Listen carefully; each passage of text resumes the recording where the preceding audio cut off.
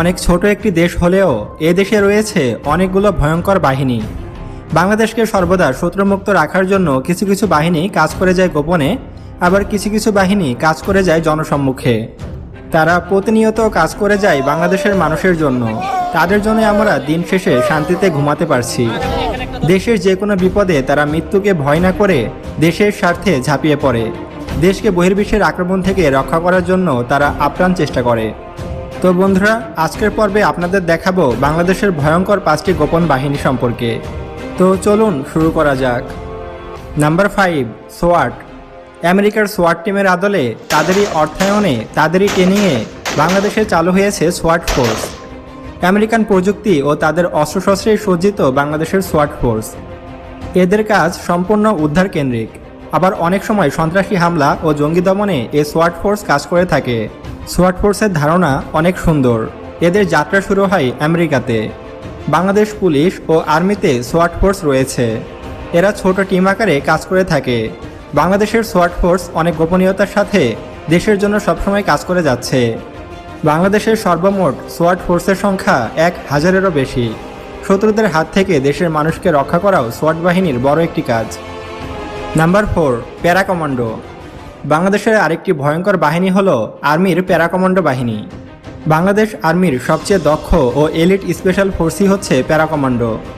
যে কোনো পরিস্থিতিতে শত্রুকে ধ্বংস করে নিজেদের আধিপত্য প্রতিষ্ঠা করাই এই ব্যাটালিয়নের মূল উদ্দেশ্য। এ ফোর্সের আরেকটি নাম হলো চিতা।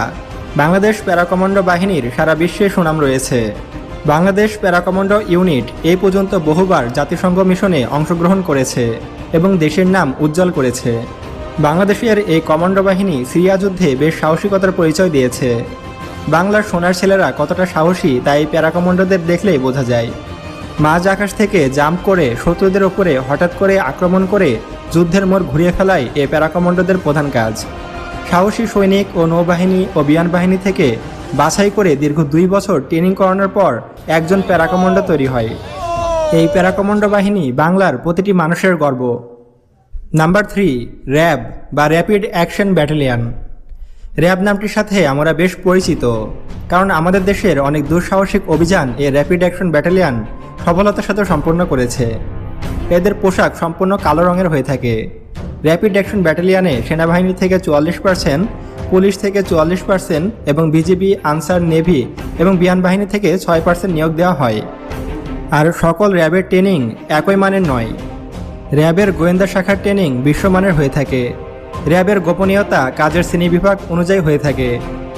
র্যাবের মূল কাজ হচ্ছে সন্ত্রাস দমন, গোয়েন্দা নজরদারি, মাদক পাচার রোধ ইত্যাদি। Number 2, special security force SSF. একটি দেশের প্রধানমন্ত্রী ও ভিভিআইপিদের সিকিউরিটি দেওয়াই এই এসএসএফ এর মূল কাজ। বাংলাদেশ এসএসএফ অত্যাধুনিক সকল অস্ত্র ব্যবহার করে থাকে। দেশের প্রধানমন্ত্রী সহ সকল ভিআইপিদের নিরাপত্তার জন্য এদের সকল প্রকার অস্ত্র ব্যবহারের অনুমতি রয়েছে। এদের ট্রেনিং হয়ে থাকে বিশ্বমানের। বাংলাদেশ সেনাবাহিনী, বিমান বাহিনী এবং নৌবাহিনী থেকে সবচেয়ে দক্ষ ও চৌকস সদস্যরাই এই এসএসএফে নিয়োগ লাভ করে থাকেন। এ বাহিনীর গোপনীয়তা অনেক বেশি, তাই অনেক সময় এদের সম্পর্কে সঠিক তথ্য জানা যায় না। অনেক সময় গোয়েন্দা নজরদারি ও প্রধানমন্ত্রীর সফরসঙ্গী হওয়াই এদের মূল কাজ। যে কোনো হামলা থেকে প্রধানমন্ত্রী ও ভিআইপিদের নিরাপত্তা দেওয়াই এদের মূল কাজ। নাম্বার 1, আমাদের 1 নম্বরে রয়েছে বাংলাদেশ নেভির special commando unit navy SWADS. সোয়ার্টসের পূর্ণরূপ হল the special warfare diving and salvage. SWADS হল বাংলাদেশ নেভির স্পেশাল এলিট অপারেশন ফোর্স।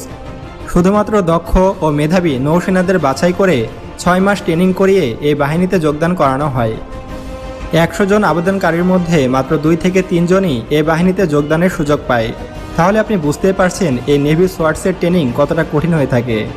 মাত্র 2 থেকে 3 জনই শেষ পর্যন্ত সিলেক্ট হতে পারে। বাংলাদেশ নেভি সোয়ার্টসরা ট্রেনিং নেয় ইউএস নেভির সিল কমান্ডোদের থেকে। এদের ট্রেনিং সবচেয়ে আধুনিক ও সবচেয়ে ভয়ঙ্কর হয়। সোয়ার্টস ট্রেনিং করতে গিয়ে মারা গেছে এমন সৈন্য সংখ্যাও নির্ঘাত কম নয়। বাংলাদেশ নেভি সোয়ার্টসদের সুন্দরবন ও গভীর সমুদ্রে